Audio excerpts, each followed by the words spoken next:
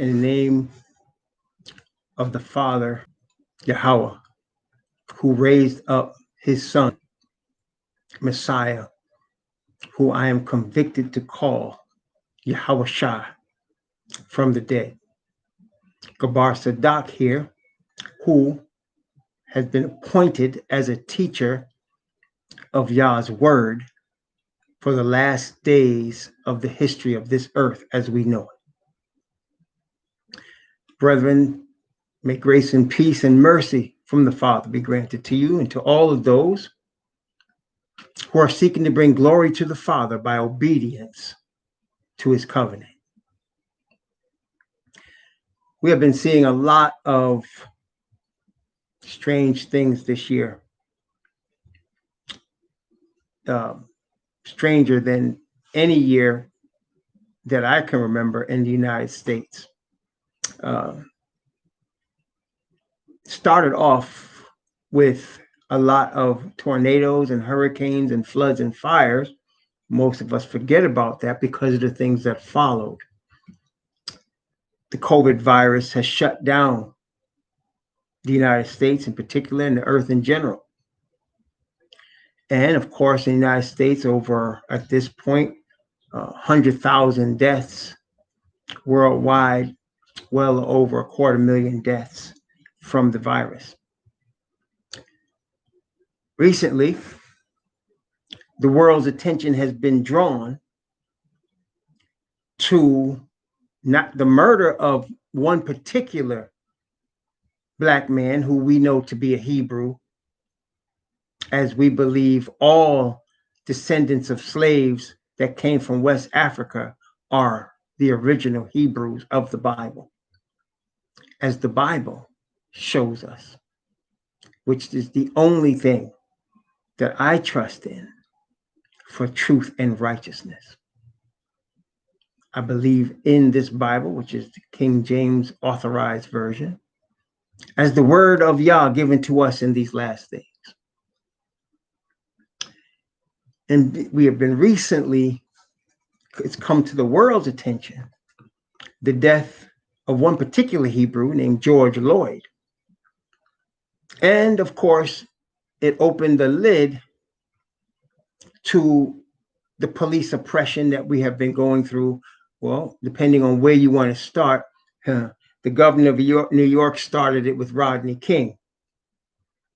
But really, in the United States of America, it's been going on for 400 years.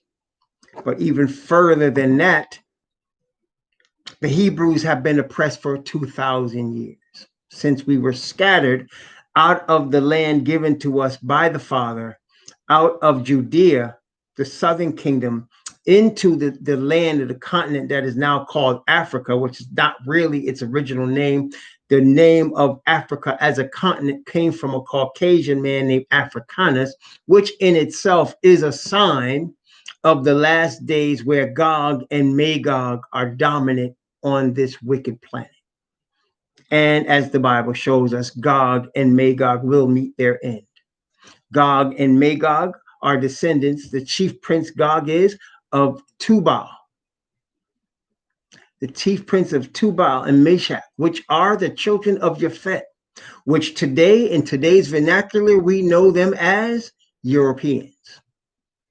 This is not a hatred for Europeans, as I want to be very plain in that there will be peoples saved from all three of Noah's sons: Shem, the firstborn, Ham or Kam, the middle child, and Japhet or Yaphet, because there's no J in Hebrew, the youngest boy.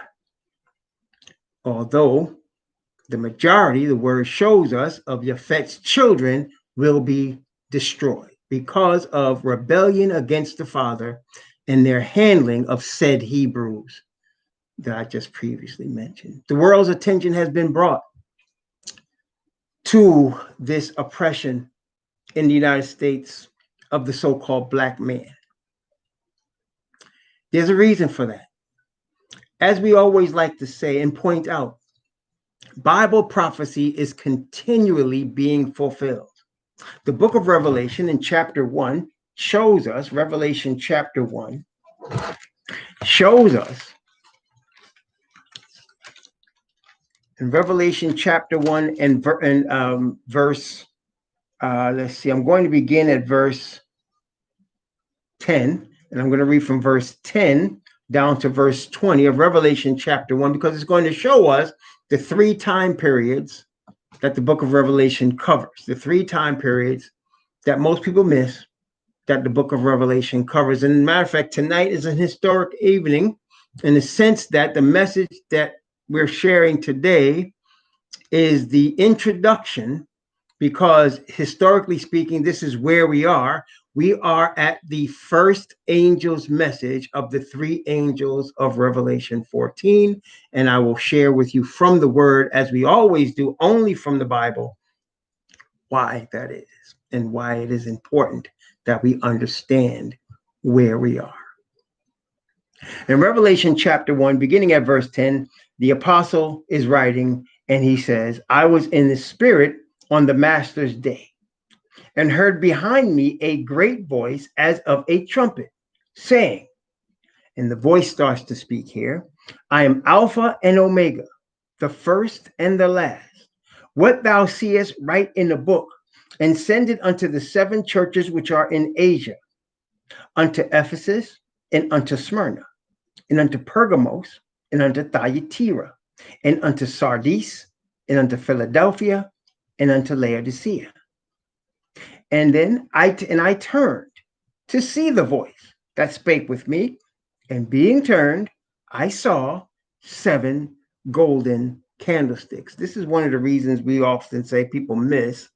The entire book of Revelation takes place as the apostle is being shown all of these things from the sanctuary in heaven, the 3rd heaven, the sanctuary that is the great original from which Moses was told to make a copy when he was told from the Most High, let them make me a sanctuary that I might dwell among them.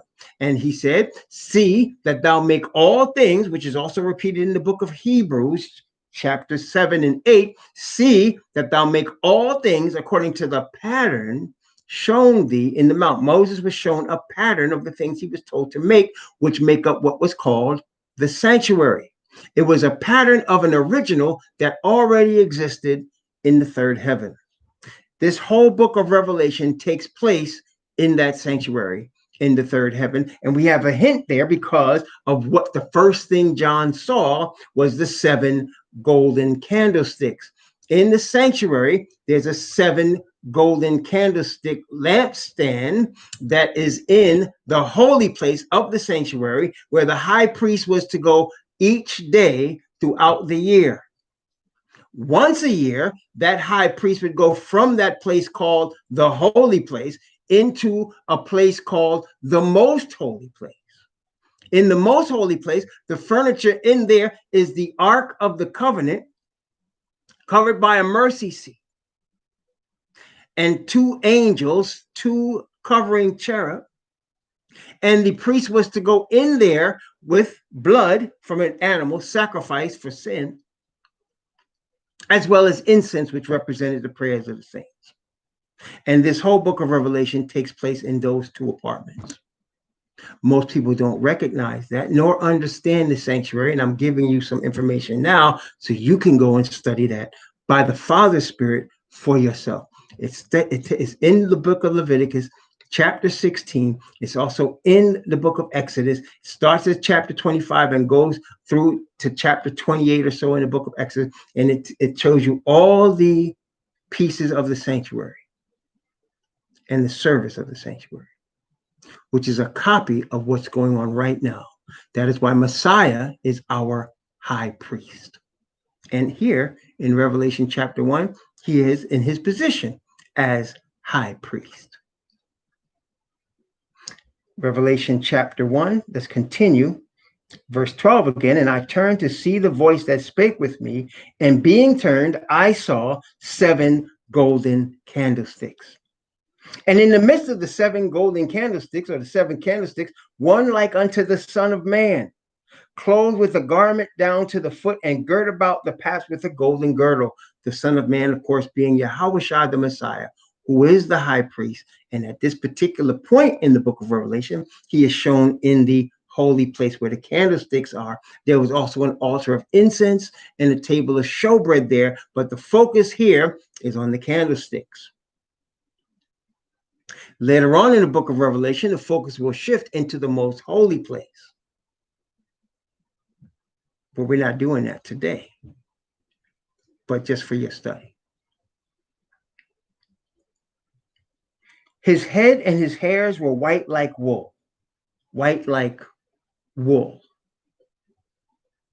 as white as snow. And his eyes were as a flame of fire. His feet like unto fine brass, as if they burned in a furnace. And his voice as the sound of many waters. A couple of things here. Messiah had a voice like a trumpet. And he also has a voice that sounds like the voice of many waters. It's a voice that has different sounds. So wherever you see the sound of many waters, it's Messiah. Wherever you see the sound of a trumpet, it's Messiah. Father's voice sounds like thunder. And when he speaks, there's an earthquake. So when you hear thunder and an earthquake and great hail, that's the Father speaking. Here's Messiah. And of course, this is one of the verses, one of many, that shows us his color, his skin color as burnt brass. The skin tone that we would call melanated. And of course, he made man originally in his own image from dirt, which is melanated. Let's continue. And he had in his right hand 7 stars. And out of his mouth went a sharp, 2-edged sword. And his countenance was as the sun shineth in his strength. And when I saw him, I fell at his feet as dead. And he laid his right hand upon me, saying unto me, Fear not, I am the first and the last. I am he that liveth and was dead. And behold, I am alive forevermore. Amen. And have the keys of hell and of death. Write the things which thou hast seen, and the things which are, and the things which shall be hereafter. There's your 3 time periods. The things which thou hast seen, past. The things which are, present. And the things which shall be hereafter, future. In the book of Revelation, there is always a situation every day we live where in the book of Revelation, there are things that have already happened, past. In the book of Revelation, there are things that are happening right now, present. And in the book of Revelation, there are things that are going to happen in the future. Write the things which thou hast seen, and the things which are, and the things which shall be hereafter. So that today, there's things in the book of Revelation being fulfilled. We're going to talk about them.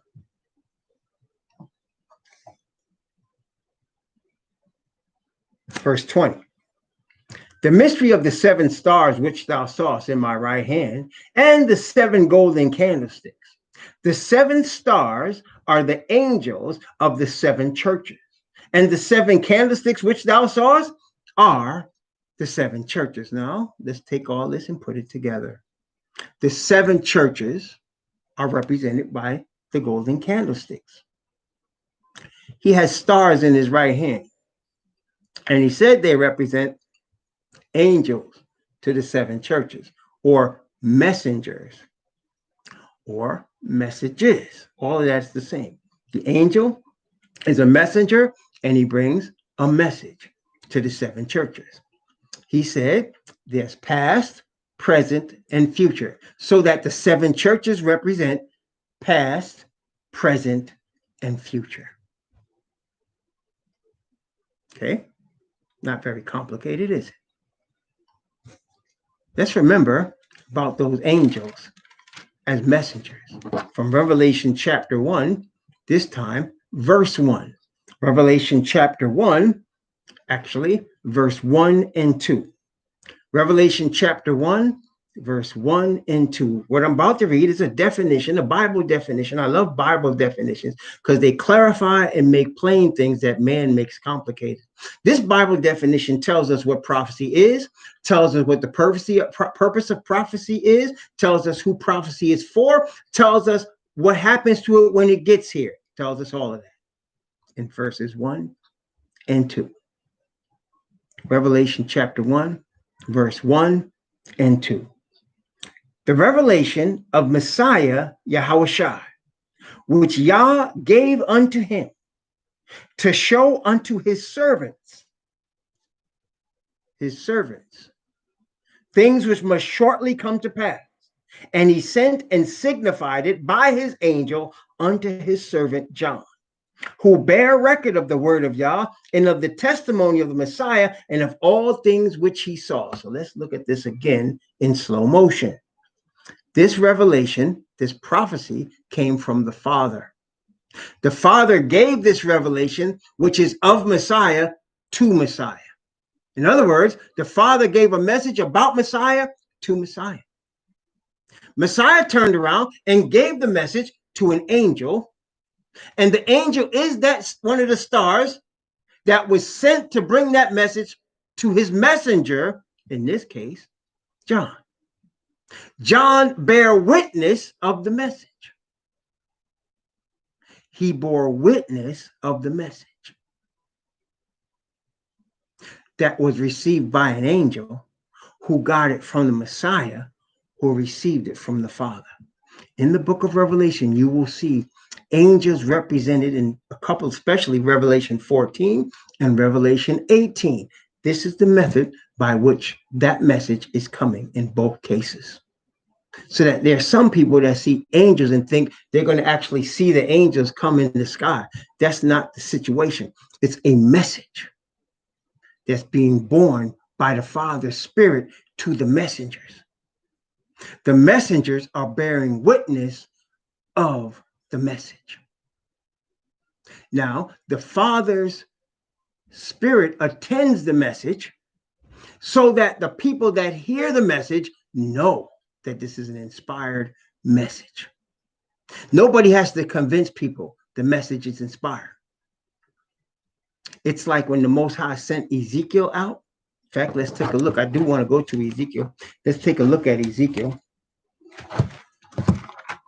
Let's take a look at Ezekiel. We're going to eventually go to Ezekiel chapter 8, what we're talking about tonight. But we're going to start before that with the point I was just making. Ezekiel, let me see.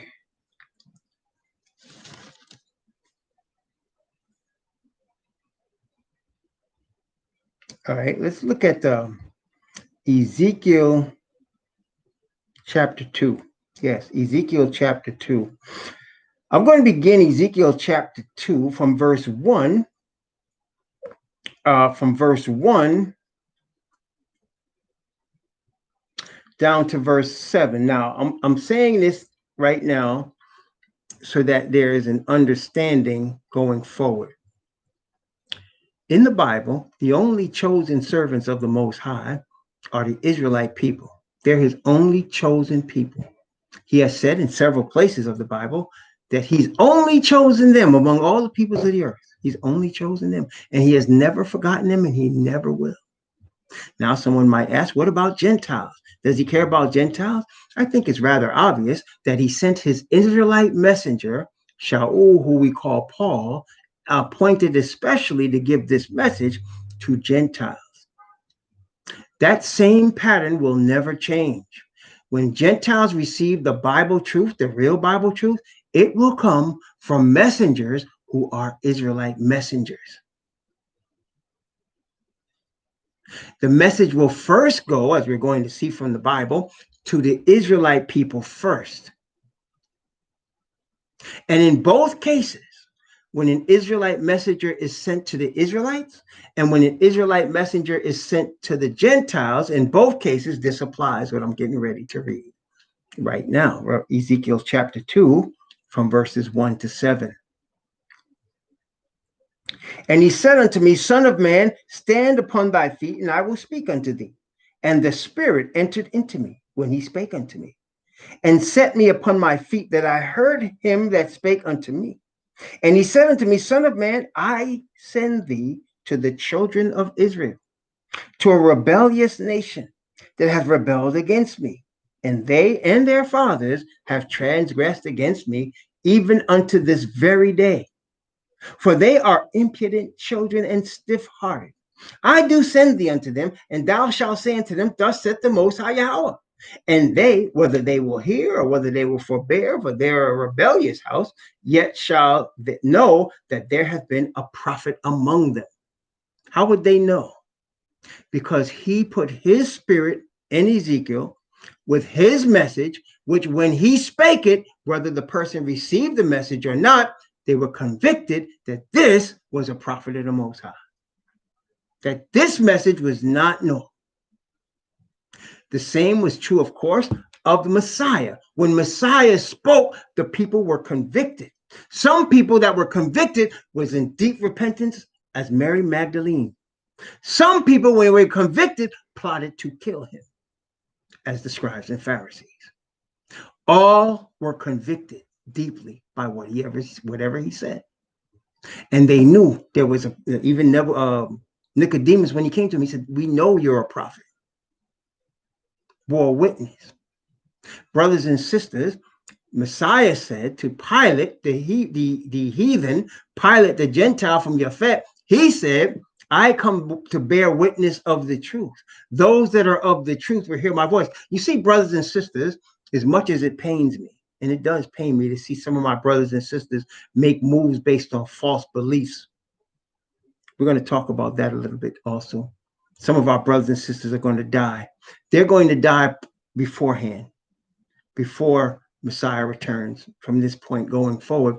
And they're going to die in the Most High. They're going to die in the first resurrection. They're going to believe the truth, but they're going to die because they're going to make moves that are going to put themselves in positions to be killed before the seal is complete. Similar to how Malcolm X was murdered, and Fred Hampton, and Martin Luther King. These men did not know what we know right now. None of them knew the truths that I'm going to share with you today. They don't know what even other messengers of the Hebrews right now are teaching. They did not know these truths. They knew partially. It was like they were looking through a glass darkly. And so they weren't making moves according to exactly what the Father would have them do, but their hearts were in a place where they wanted to do what was righteous. Therefore, they became martyrs. And I believe they will be first resurrection candidates. But they didn't know what we know, and they weren't following what we follow in terms of covenant, in terms of walking with the Spirit of the Father completely. Though they were sincere, master teachers, obviously talented, obviously inspired, but they didn't know what we know. And today, because there are some people who will make moves, headstrong moves, hasty moves, without the Father's guidance, though they mean well, it's going to cost them their lives. Let's continue. And they, whether they will hear or whether they will forbear, for they are a rebellious house, yet shall know that there hath been a prophet among them. And thou, son of man, be not afraid of them, neither be afraid of their words, though briars and thorns be with thee, and though thou dost dwell among scorpions, be not afraid of their words, nor be dismayed at their looks, though they be a rebellious house. And thou shalt speak my words unto them, whether they will hear or whether they will forbear, for they are most rebellious. Yes, brothers and sisters, we don't debate with people about the truths that we're convicted to teach, not true teachers. I am always seeking to learn. I can never grow in the Spirit of the Father unless I learn. How can I learn except I recognize my mistakes that the Father shows me? So I'm always seeking to learn. But the things that he's convicted me on that I know for a certainty are true, I will not argue with anyone or debate with anyone about them. It's just my job to present them. And the chips will fall where they fall. It's the same with the truth of the word, with any teacher of Yah. They're not into debating. Nobody's converted via debates. Debates came from the Roman Catholic Church and from the Greeks, debating their philosophies. Israelites have no need to debate. We have the only true God, and he's given us the only truth above all truths on the planet Earth, which is based in his righteousness and his covenant.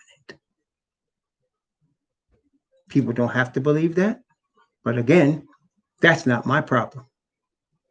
My problem is just presenting it, and woe unto me if I don't.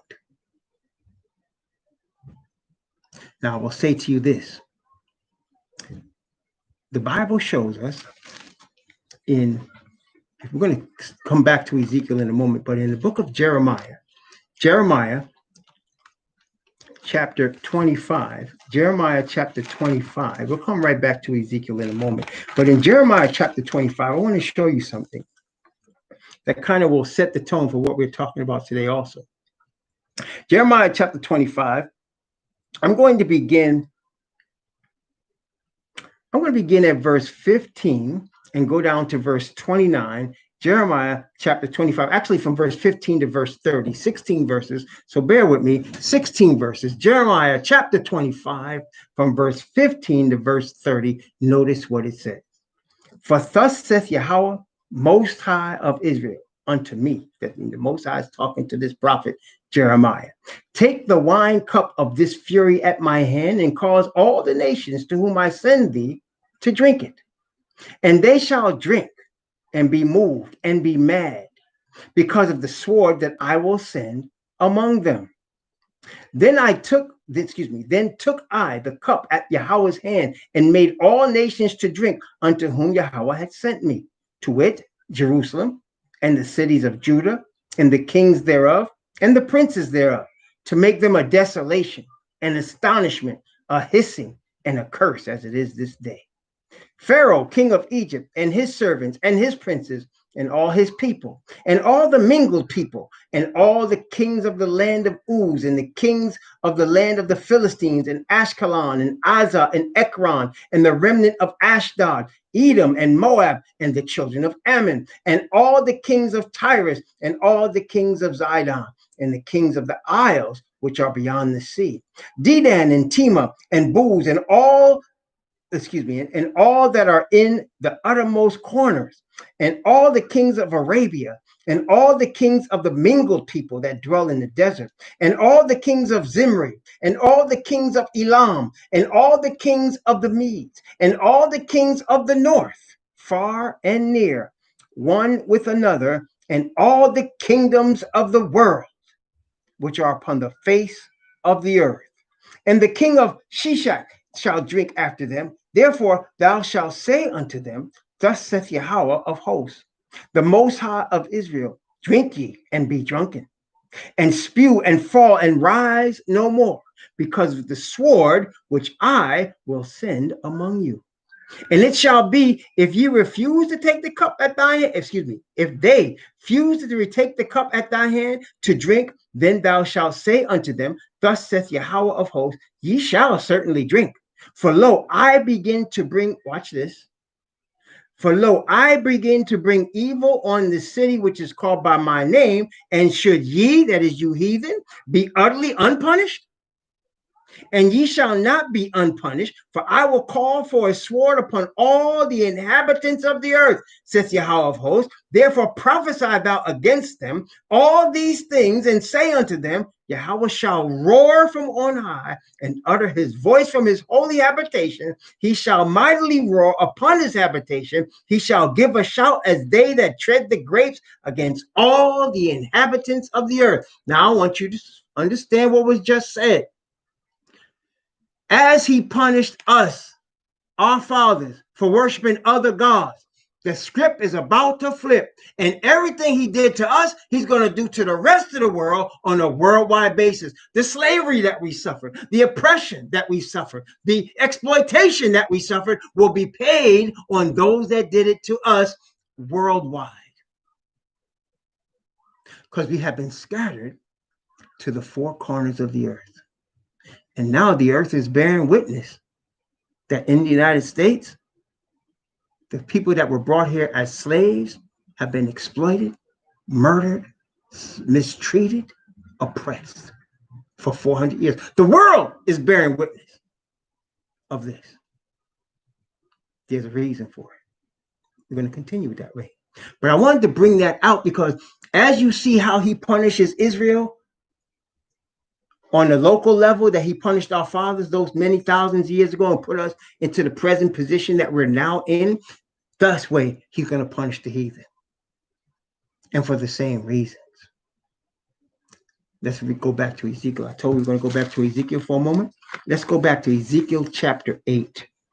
In Ezekiel chapter 8, the Most High is showing the prophet Ezekiel the abominations that the religious leadership of Israel or Judah at that time, the religious leadership of the southern kingdom of Judah were committing. And it appeared that each abomination was getting increasingly worse. So that he would show Ezekiel something, and then he would say, well, wait, I'm going to show you something worse. Watch. Ezekiel chapter 8. Because the reason I'm bringing this out is because as he did it to us and showed Ezekiel, so today he's showing 144,000 for the whole earth. Watch. Ezekiel chapter 8, verse 1. And it came to pass in the 6th year, in the 6th month, in the 5th day of the month, as I sat in my house, and the elders of Judah sat before me, that the hand of the Most High Yahweh fell there upon me. Then I beheld, and lo, a likeness as the appearance of fire, from the appearance of his loins even downward, fire from his loins even upward, as the appearance of brightness, as the color of amber. And he put forth the form of a hand and took me by the lock of mine head, and the Spirit lifted me up between the earth and the heaven, and brought me in the visions of Yah to Jerusalem, to the door of the inner gate that looketh toward the north, where was the seat of the image of jealousy, which provoketh to jealousy. And behold, the glory of the Most High of Israel was there, according to the vision that I saw in the plain. Then said he unto me, Son of man, lift up thine eyes now the way toward the north. So I lifted up mine eyes the way toward the north, and behold, the northward gate at the altar, this image of jealousy in the entry. What does that mean? There was a false image of a false god there. Thou shalt have no other gods before me. Thou shalt not make unto thee any graven image or any likeness of anything that is in heaven above, that is in the earth beneath, or that is in the waters beneath the earth. Thou shalt not bow down thyself to them, nor serve them. For I, Yahweh thy Most High, am a jealous God, visiting the iniquity of the children of the fathers upon the children, unto the 3rd and 4th generation of them that hate me, and showing mercy unto thousands of them that love me and keep my commandments. This was an image that he saw, an idolatrous image that provoked to jealousy, because Yah is a jealous God. And he said, therefore, and furthermore unto me, Son of man, seest thou what they do? Even great abominations that the house of Israel committeth here, that I should go far from my sanctuary, but turn thee yet again, and thou shalt see greater abominations. And he brought me to the door of the court. And when I had looked, behold, a hole in the wall. Then said he unto me, Son of man, dig now in the wall. And when I had digged in the wall, behold, a door. And he said to me, go in and behold the wicked abominations that they do here. So I went in and saw, and behold, every form of creeping thing and abominable beast, and all the idols of the house of Israel portrayed upon the wall about. And there stood before them 70 men of the ancients of the house of Israel. In the midst of them stood Yaazaniah. Let me take my time. Yaazaniah, the son of Shaphan, with every man his censer in his hand, and a thick cloud of incense went up. Then said he unto me, Son of man, hast thou seen what the ancients of the house of Israel do in the dark, every man in the chambers of his imagery? For they say, Yahweh seeth us not. Yahweh hath forsaken the earth. He said also unto me, turn thee yet again, and thou shalt see greater abominations that they do. Then he brought me to the door of the gate of Yahweh's house, which is toward the north. And behold, there sat women weeping for Tammuz. Tammuz is whose birthday they celebrate on the day they call Christmas. Then said he unto me, hast thou seen this, O son of man? Turn thee yet again, and thou shalt see greater abominations than these. And he brought me into the inner court of Yahweh's house. And behold, at the door of the temple of Yahweh, between the porch and the altar, were about 25 men with their backs toward the temple of Yahweh and their faces toward the east. And they worshiped the sun toward the east. Then said he unto me, hast thou seen this, O son of man? Is it a light thing that the house of Judah, that they commit the abominations which they commit here? For they have filled the land with violence and have returned to provoke me to anger. And lo, they put the branch to their nose. Therefore will I also deal in fury. Mine eyes shall not spare, neither will I have pity. And though they cry in mine ears with a loud voice, yet will I not hear them. Now this happened to our fathers because they forsook Yah. Turned the temple where he said, I put my name there, into a house of idol worship. And will worship in the sun, the moon, the stars, Christmas,